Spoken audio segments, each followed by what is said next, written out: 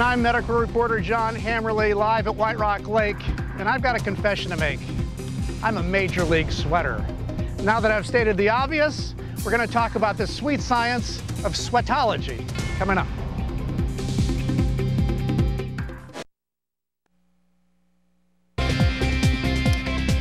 Chances are you've broken out in a sweat today, unless, of course, you've been chilling out in the AC, which is not where we find Fox 4 medical reporter John Hammarley right now, live at White Rock Lake in East Dallas to tell us about our body's own air conditioning system. You don't look too cool there, John.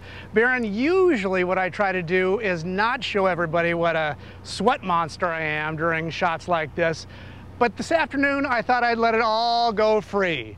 For the sake of the story, and according to Dallas's doctor of sweat, for the sake of my health. Looking out here. This is 12 ounce. This is an 8 ounce. When you can't handle a big beer, grab you a small one. Necessity, meaning the August Texas heat, may be the mother of invention when it comes to staying cool outside. But the original way to keep cool, our biological air conditioning system called sweating, is always a trusty standby.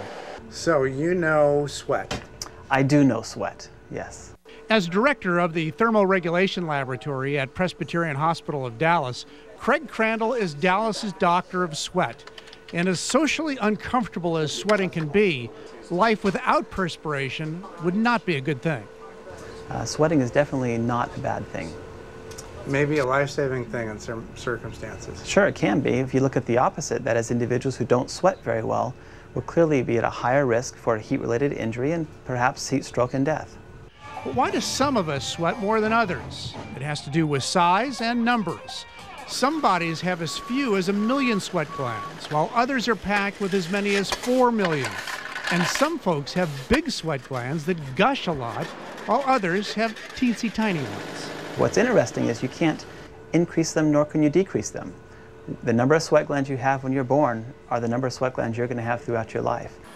We can't change the number of sweat glands we've got, but we can make them more efficient, according to Presbyterian's Crandall. Or actually, glands get a little bit larger when somebody's heat acclimated. They can release more sweat, and that allows for better cooling of an individual.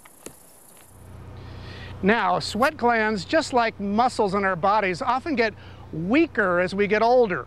That's one reason why a lot of older folks get more heat-related injuries than other folks, because their bodies aren't producing and giving them the coolness that they once did. It's a good thing I'm as young and as sweaty as I am. Reporting live, I'm John Hammarley, and that is for your health.